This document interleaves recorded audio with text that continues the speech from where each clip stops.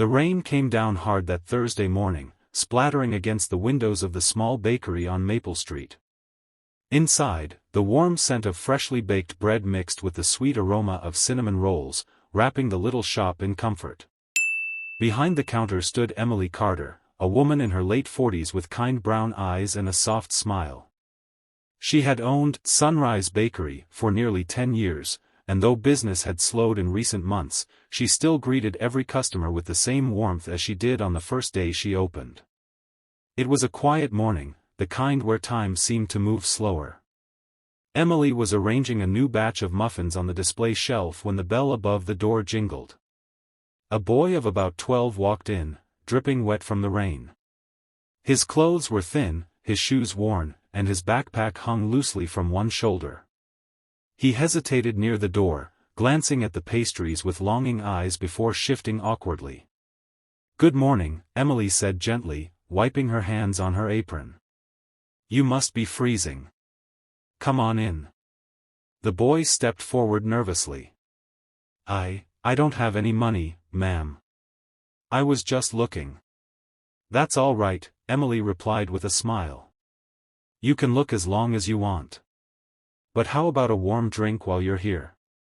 His eyes widened. "Really?" "Of course," she said, pouring hot cocoa into a paper cup. "What's your name?" "Liam," he murmured. "Well, Liam, I'm Emily. Here you go." She handed him the cup. "On the house." He wrapped his cold fingers around the cup and took a careful sip. "Thank you," he whispered, his voice small but full of relief. Emily watched him for a moment. There was something about the boy, his shy manners, his tired eyes, that tugged at her heart. "You from around here?" she asked. Liam nodded. "I live on Willow Street. My mom's sick, and I was just trying to get her something to eat before school." "Is she okay?" He hesitated. "She's been sick for a while. The medicine's expensive, and she can't work anymore." Emily felt her chest tighten. She had known what it was like to struggle. Before the bakery, before things had settled down, she'd spent years working long hours to raise her own daughter alone. "Tell you what," she said softly. "You wait here a minute." She went into the kitchen and returned with a small box filled with sandwiches, muffins, and 2 rolls of bread.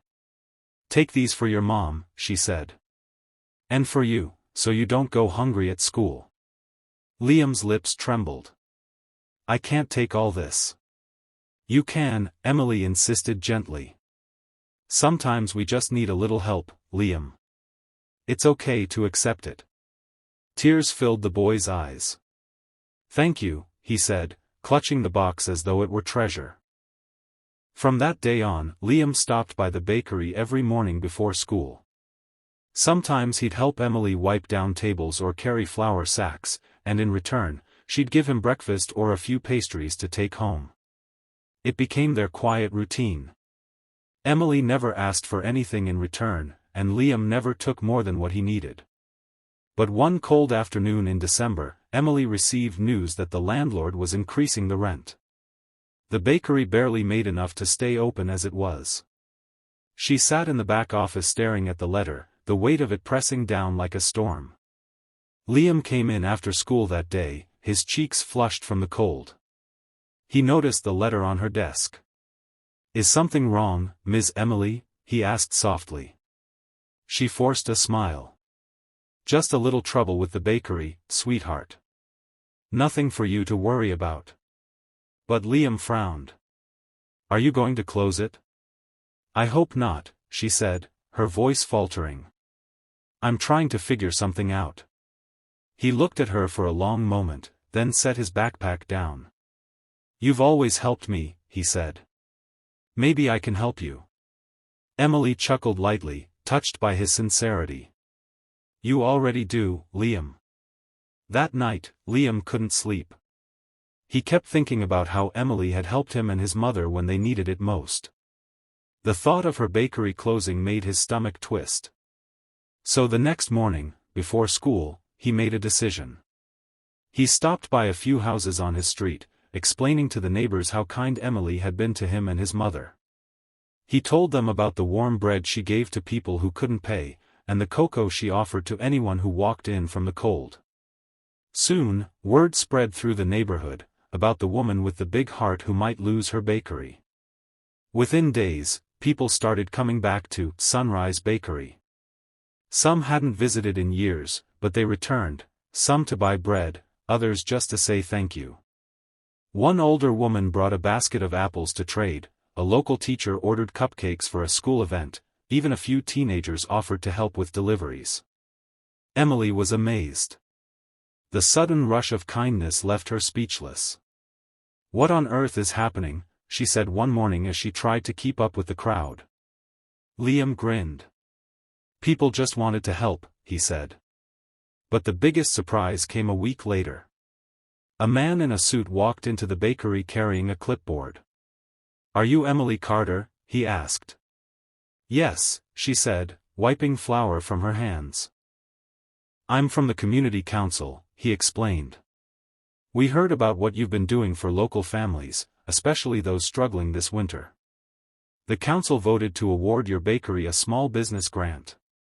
It's not huge, but it should cover your rent increase for the next year." Emily's mouth fell open. "Are you serious?"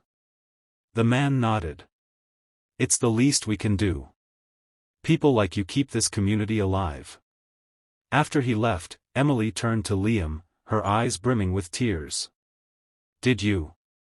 He shrugged shyly. "I just told people how nice you were. The rest, they wanted to help." Emily knelt beside him and hugged him tightly. "You have the biggest heart, Liam." The weeks that followed were filled with laughter and warmth. The bakery, once quiet, now buzzed with life. Families came in every morning for coffee and pastries. Emily hired a part-time helper and even started a Helping Hands board, where customers could pay for an extra loaf or meal for someone in need. She hung a sign above it that read, "Kindness shared is kindness multiplied." One afternoon, as snow fell softly outside, Liam came in carrying a small box. "This is for you," he said, placing it on the counter. Emily opened it and found a handmade wooden sign with carved letters that read, "Helping Hands, for everyone who believes in kindness." "I made it in shop class," Liam said shyly. "I thought you could hang it here." Emily smiled, her eyes misting. "It's perfect." She hung it above the counter, where it caught the warm light from the window. Over time, the Helping Hands idea grew. People began leaving notes on the board, messages of gratitude, encouragement, and offers to help others. A single mother left a note thanking a stranger for paying for her bread. A man wrote that the bakery's kindness had given him hope during a hard week. Even children began drawing little hearts and sticking them to the board. Every evening, after closing time, Emily would sit by the window and read the notes. Sometimes she cried, sometimes she smiled, but always, she felt grateful. One night, as she was locking up, she saw Liam outside waiting with his mother. His mother looked healthier now, her cheeks had color again, and she stood a little taller. "Ms. Emily," Liam called out, "Mom wanted to thank you." His mother stepped forward, her eyes glistening. "You've done more for us than you'll ever know," she said softly. "When I was sick, and we had nothing, Liam would come home with bread and soup from your bakery. You gave him hope when I couldn't. You gave me strength when I felt like giving up." Emily shook her head, her voice trembling. "You both gave me something too, you reminded me why I started this bakery in the first place." The three of them stood there under the glow of the streetlight, snowflakes drifting down like tiny blessings. Years passed, but the spirit of Helping Hands never faded. The bakery became a cornerstone of the community, a place where kindness was baked into every loaf. Emily grew older, but her smile never lost its warmth. Liam grew up, went to college, and later returned to Maple Street as a young man with dreams of opening his own shop. One spring morning, Emily handed him a small envelope. "What's this?" he asked. "Your start," she said with a wink. A little help from someone who believes in you. He opened it to find a check and a note that said, "For your bakery. Keep the kindness going." Liam's eyes filled with tears. "I'll make you proud, Ms. Emily." "You already have, sweetheart." When Helping Hands Cafe opened the following year, it stood just across the street from Sunrise Bakery. Emily would often sit by the window, sipping her tea, watching as Liam greeted his own customers with the same gentle kindness she had once shown him. One evening, as the sun dipped low, painting the sky gold, Emily crossed the street with a loaf of bread wrapped in a red ribbon. She walked into the cafe, where laughter and chatter filled the air. "For old time's sake," she said, handing him the loaf. Liam smiled. "Only if you promise to stay for a cup of cocoa." She laughed softly. "I wouldn't miss it." As they sat together, surrounded by the hum of community and the quiet power of shared kindness, Emily thought of that rainy day long ago, the boy who had walked into her bakery hungry and shy, and how one simple act of compassion had changed both of their lives. And as the evening light filtered through the window, the sign on the wall gleamed softly in the fading sun, "Helping Hands, where kindness begins and never ends."